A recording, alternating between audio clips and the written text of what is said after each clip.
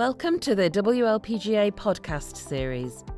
Each podcast will feature LPG industry leaders and explore current opportunities, trends, and developments in the LPG industry. We hope you enjoy these informative segments.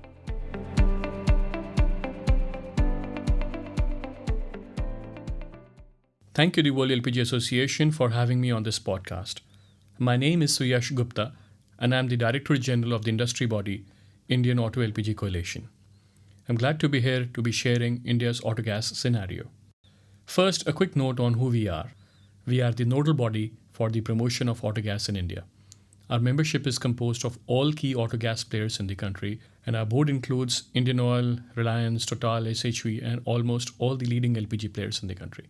We're also members of several key national committees of Ministry of Road Transport like the Central Motor Vehicle Rules Technical Standing Committee and also the Standing Committee on Emission Legislation SCOE. Some of our interventions have also been referenced in the National Parliament. We're active in media to promote autogas, and of course we work very closely with the WLPGA. India is one of the biggest automotive markets in the world today and is also the third largest economy in terms of purchasing power parity.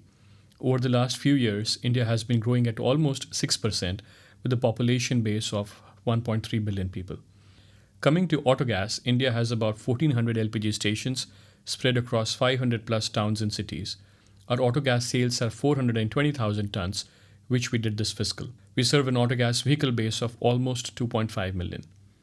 Autogas in India started only in the year 2003 after an intervention by the Supreme Court to reduce vehicular pollution in many Indian cities.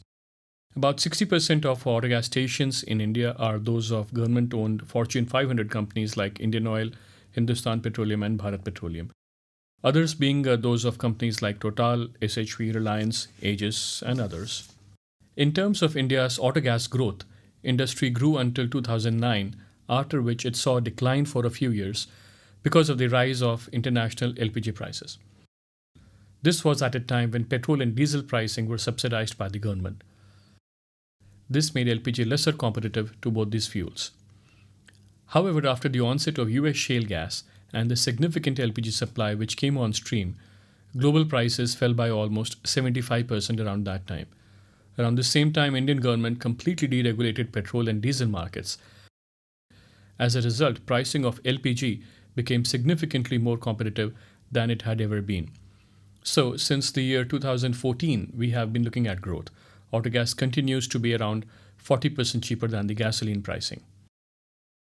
Just to provide context, autogas consumption globally was 27 million tons last year, with key nations being South Korea, Turkey, Russia, Poland, and others. Globally, it's available at 78,000 refueling stations and remains as the third most widely used automotive fuel globally. So what's changed from 2014 until now?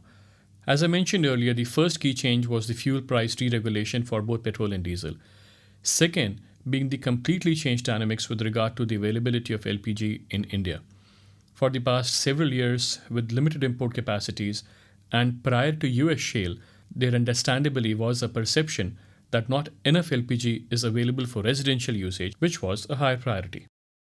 Then in 2015, India embarked on a huge expansion plan to increase access to LPG for its rural population under its flagship and very successful globally acclaimed program called Ujjwala, with the focus to increase LPG penetration to almost 100% in the country.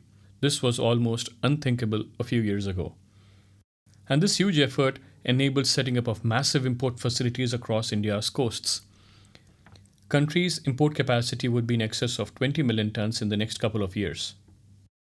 Lead up for autogas could never have been better than it is today. Secure supplies, open markets, pan-India availability, and a good pricing differential with petrol and diesel. Interestingly, OEM interest has also been building up again, and we do hope to see many more LPG variants in the coming times. Also, India moved to BS6 equivalent to Euro 6 emission norms, and we feel that LPG can play a key role of an enabler for the OEMs. In the interest of time, I'm not going to talk about the benefits of autogas as to why is it such a great fuel and why is it the third most widely used automotive fuel globally, because all that has been covered in good detail on the WLPG website auto-gas.net. Meanwhile, I'd like to quickly touch upon LPG's positioning with electric vehicles being an area which our association is usually asked to comment on. we believe that the viability of electric vehicles is still a while away, and a post-COVID world would push it further away. Success of electric vehicles is almost completely dependent on big government grants, massive incentives, and perpetual subsidies. And in a world grappling with the availability of limited physical space, this is very likely to take a backseat. With the high costs of electric vehicles, no credible charging infrastructure yet, and battery technology issues yet to be sorted, electric vehicles are certainly several years away. To conclude, we believe that the timing for India to accelerate its autogas push is just right. Secure supplies, open markets, pan-India availability, and a good pricing differential with petrol and diesel make it a low-hanging fruit both for policymakers and the OEMs to impact air quality almost immediately. Thank you once again, the World LPG Association, for having me on the podcast, and it was certainly a pleasure to be here.